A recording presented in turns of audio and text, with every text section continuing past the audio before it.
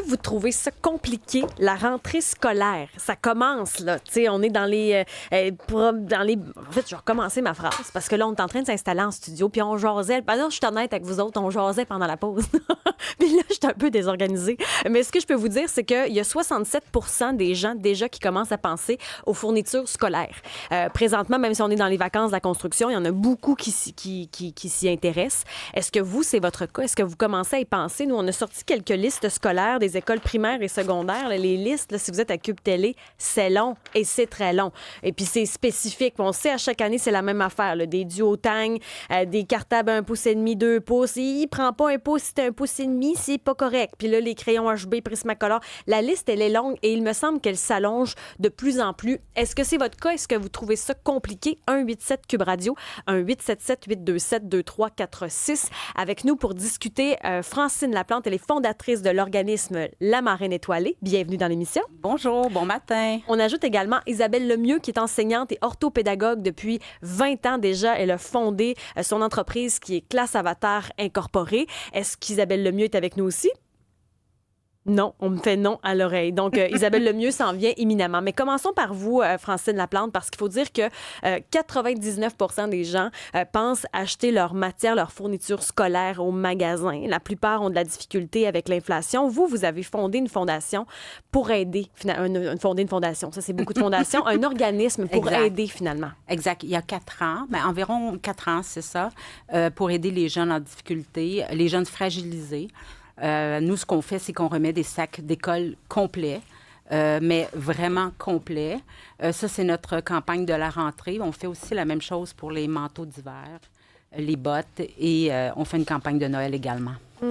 Comment ça se passe? Parce que là, ça fait quoi? Ça fait 4 ans là, que vous avez... Oui. Mais moi, la première année, Isabelle, j'ai fait 500 sacs. La deuxième année, 1300. La troisième année, 2395. Et cette année, je m'apprête à faire 3100 sacs. C'est énorme. C'est énorme. Et je pourrais en faire plus. Là. Je pourrais me rendre facilement à 5000 sacs. Là. Facile. Vous devez refuser des demandes. Je refuse des demandes. T'sais, tout va avec le financement. Comment vous l'obtenez, le financement? Écoutez, moi, je suis toute seule dans ma fondation. Donc, c'est complètement du bénévolat. Moi, j'ai eu la chance d'avoir la campagne Tim Hortons, des biscuits sourires, qui me permet beaucoup d'amasser des sous. Puis j'ai plusieurs fondations privées qui m'aident également. Mais juste la campagne des sacs d'école, si tu veux bien la faire de façon parfaite comme j'aime les faire, c'est quasiment 235 000 $ pour mes 3100 sacs. Mais là, il faut que tu trouves le matériel pour mettre dedans, là, ces sacs-là. Puis comment vous le trouvez, le matériel? Parce que moi, quand je regarde les listes scolaires... Là, je m'en viens vraiment bonne. Là, je vous le dis, là, je suis l'experte en les meilleurs Walmart, les meilleures places où acheter les sacs à dos complets. Je vous donne un exemple parce que je vois que notre... collègue, la boîte de Crayola qui m'intéresse. Oui. Je vous le dis, l'année passée, j'ai acheté 2400 boîtes de Crayola comme ça chez Walmart à 99 sous. Ah! Attendez, cette année, tu fais ton budget, tu dis, OK, combien? 2,34. Donc, si tu regardes ça, c'est 1,35 par boîte, tu en as besoin de 3100. Fait que ton projet monte de 4500 $. Donc, la raison pour laquelle il faut commencer à magasiner tout de suite, c'est d'être à l'affût des spéciaux, c'est ça? À l'affût des spéciaux, total, parce que sinon, moi, je comprends pas. Je vais être franche avec vous, puis peut-être je me ferai pas d'amis. Je comprends pas les gens qui prennent leur liste puis s'en vont chez Bureau en gros faire la liste. Il y en a beaucoup. Ça se peut pas, c'est impossible. Comment ils font? Je sais pas comment ils font pour arriver, c'est impossible. On nous dit 600 à 750 $ en moyenne par enfant pour les fournitures scolaires, les sacs à dos, les cahiers, les stylos, les vêtements. 600 à 750 $. Moi, j'arrive à faire un sac comme celui-là, complet. Là. Dedans, je pourrais l'ouvrir pour voir. Il me coûte à peu près, là, taxes incluses, 70 $. Bon, sac comme celui-là, là, pour ceux qui sont à la radio, ça ressemble à ce qu'on avait dans le temps, là, les sacs Lavoie, le sac standard, sac à dos, avec une pochette à l'avant. Avec la boîte à lunch, tout le complet dedans. On a les crayons Crayola, 3 boîtes de crayons Crayola comme ça. Regardez ça. Tout ça, là, ça vous coûte, vous dites combien? Moi, ça me coûte. Moi, je suis capable de le faire environ pour 75 $. Wow! Et il y en a du crayon. Non, puis il y a du crayon. Regardez le contenu, regardez le coffre. Puis cette année, savez-vous ce que j'ai ajouté parce que ça me fatiguait beaucoup, beaucoup, beaucoup? Qu'est-ce que vous avez ajouté? J'ai ajouté une brosse à dents, un Vous êtes tube de tellement pâte à organisés. dents Oh. et un petit... Mais pourquoi? Parce Trop que les enfants, premièrement, l'hygiène buccale, puis il y en ont pas de brosse à dents. Ou une brosse à dents neuve à eux, avec un petit pâte à dents neuf à eux. C'est un peu... Eux autres, ils découvrent ça, là. Imaginez, ils arrivent chez eux le soir, là, puis ils ont reçu leur sac. Comment on était contents, nous, quand on avait les effets scolaires. Là. Bien sûr, Rappelez-vous ça sentait comment on bon, était les agendas. heureux d'avoir nos crayons neufs à nous. C'est à nous, on va les aiguiser nous autres mêmes. Tout est neuf parce que ma reine étoilée ne donne que du neuf. Parce que je dis tout le temps, chaque enfant... Imaginez, il part avec ça sur son dos, là. Comment il est fier, l'enfant est fier de commencer l'école et on attaque notre école. Mais vous dites quelque chose, par exemple, de triste. Là. Vous dites, cette année, j'ajoute dans ma liste une brosse à dents, une pâte à dents puis des mouchoirs. Oui. Oui. Mais vous savez, puis j'en fais aussi pour le secondaire. Puis le secondaire, j'ajoute un déodorant. Et des produits hygiéniques pour filles dans celle du secondaire. Les produits hygiéniques. Oui. Oui, oui. Ça, c'est tout le temps en parlant avec les professeurs, parce que j'ai beaucoup de contacts avec les gens avec qui je donne. Je travaille, tu sais, je ne vais pas juste mener les sacs. Moi, j'entretiens mes relations avec les écoles, les maisons de famille, les centres jeunesse, les maisons pour femmes victimes de violences conjugales. Puis les professeurs me le disent. Tu sais, l'hygiène, c'est la pâte à dents, la dentifrice passe en deuxième quand on a le choix entre ça ou donner à manger, là. C'est une réalité, on ne l'a pas inventé. S'il n'y a pas de produits d'hygiène, ça veut dire aussi peut-être même qu'il n'y a pas l'éducation qui vient avec de qu'est-ce qui arrive quand tu as les règles puis qu'il y a du sang là, la première fois. Ça, là, on pourrait en parler. Ça, on pourrait faire un segment de 2 heures là-dessus, mais oui. Vraiment. Isabelle, on entend Isabelle Lemieux qui est enseignante et Isabelle. orthopédagogue. Vous acquiescez, donc vous aussi, vous remarquez même que pour l'éducation, l'hygiène féminine, il y en manque. Bien, c'est l'éducation en général. Hein? Ouais. Fait que ça fait partie un peu de, oui, ce qu'on transmet de base comme parents à nos enfants, mais il y a une réalité économique, comme vous disiez, puis bravo pour le super projet, là, c'est vraiment fantastique, mais il y a une réalité économique aussi, puis une réalité, tu sais, il y a beaucoup aussi d'enfants issus de l'immigration qui sont arrivés comme un cheveu sur la soupe, comme on dit au Québec, puis on n'a pas l'accompagnement pour accompagner ces familles-là qui arrivent. Puis ils arrivent dans nos écoles, puis effectivement, moi aussi, je vais au Dollarama, j'achète des bas, parce qu'ils arrivent ici de l'Afrique, admettons, ils n'ont pas de bas, là, l'hiver. Là. On leur dit pas comment s'habiller non, au Québec. J'achète des bas, j'achète moi aussi des petites brosses à dents, des affaires, parce qu'ils arrivent, puis ils ont comme... Mais vous savez, Isabelle, on doit remettre... Moi, cette année, je vais remettre 3100 sacs. Ces enfants-là, à qui je remets des sacs, enfants ados, imaginez, mais qui arrivent le temps de l'hiver. Les habits de neige, les ça, bottes. ça coûte cher, là. Non, mais ils n'ont rien. Mais Isabelle, non. ils n'ont rien. Ils ont vraiment rien. Ils achètent une paire de bottes. Les gens ne le croient pas. Ils achètent une paire de bottes. Ils vont donner les bottes à un enfant puis les feutres à l'autre. Ben voyons Ben, donc. je te le jure. Voyons donc. Je te jure, des histoires d'horreur comme ça, on les invente pas, là. C'est du concret sur le terrain. Ben oui, ça. tu vas voir un enfant marchant en feutre dans la neige. Ou il y a un enfant sur 2 qui va aller à l'école. Une journée, il va porter le manteau. Le lendemain, c'est l'autre qui va aller à l'école avec le manteau. Puis c'est pas des cas. C'est pas un cas. Ce sont des cas. Il y en a beaucoup, de plus en plus.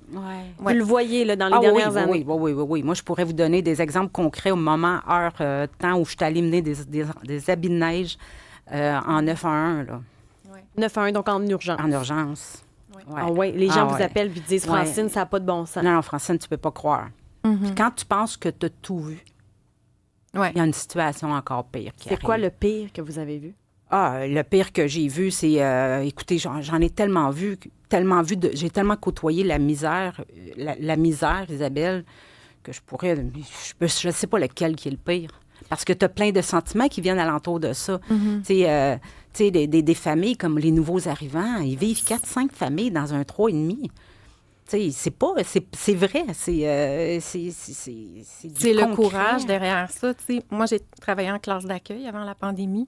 Puis, tu sais, j'en ai vu des familles arriver avec des parcours migratoires épouvantables d'Afrique, des mamans seules avec 4-5 enfants, les pieds dans la neige, en sandales, en robe, en tenue encore, tu sais, africaine, puis ils n'ont aucune notion de ce que ça prend, puis ils n'ont comme pas d'accompagnement parce que tous nos services sociaux ont été coupés partout.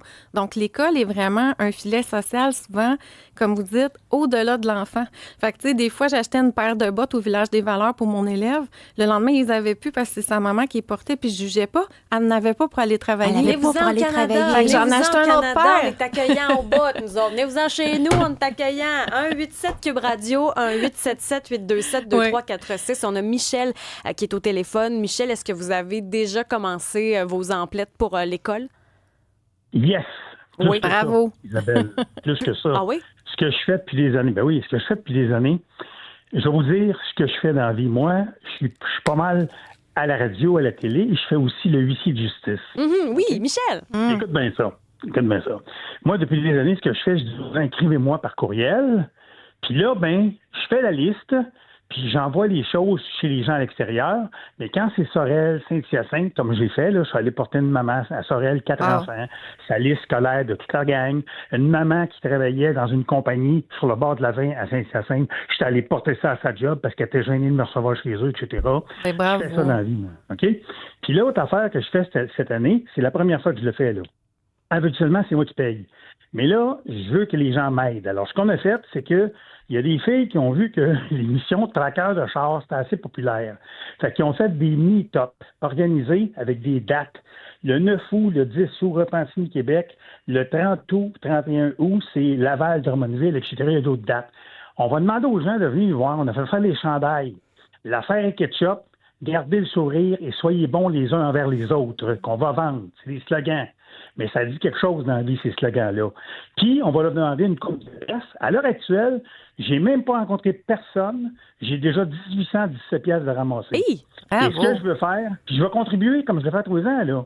Puis la madame qui va aider 3000 sacs, je sais pas quoi, 3000 personnes que j'ai écoutées tantôt, bon, bravo, félicitations. C'est ça qu'il faut faire collectivement. Oui. On est des chanceux, des privilégiés, puis il faut demander à d'autres chanceux, d'autres privilégiés de nous regrouper. Mais c'est ça beau qu'il ce faut que faire. tu dis, Michel, mais moi, j'ai quand même l'impression qu'en 2025, il y a beaucoup de nombrilistes. Ça va bien chez vous. Ah, encore quelqu'un qui a besoin d'aide, tanné de l'entendre. J'ai l'impression qu'il y a de ça aussi. Isabelle. Oui, mais il faudrait que les gens commencent à faire ce qu'ils ont à faire. C'est-à-dire que arrêter de dire moi, j'ai un char sport, ma blonde a un char, on a une maison, un chalet, puis en plus de ça, on a un skidoo, un bateau. Tu comprends? Ouais.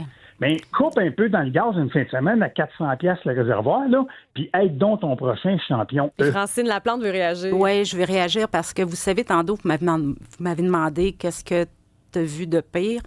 Et là, j'ai le goût de vous répondre qu'est-ce que j'ai entendu de pire. Ça fait pas longtemps. Il y a quelqu'un qui m'a dit, moi, je voudrais bien t'aider, te donner quelques sous si tu me garantis que ces sous-là ne serviront pas pour un sac d'école pour les petits immigrés. Ben, voyons donc. Je vous le jure, c'est la tête de mes 3 petits-enfants. Je vous crois, madame, je vous crois, parce que les Québécois, on est des épais. Et vous savez ce que j'ai répondu à ça? J'ai dit, moi, les sous qui me sont donnés, ça sert pour les enfants.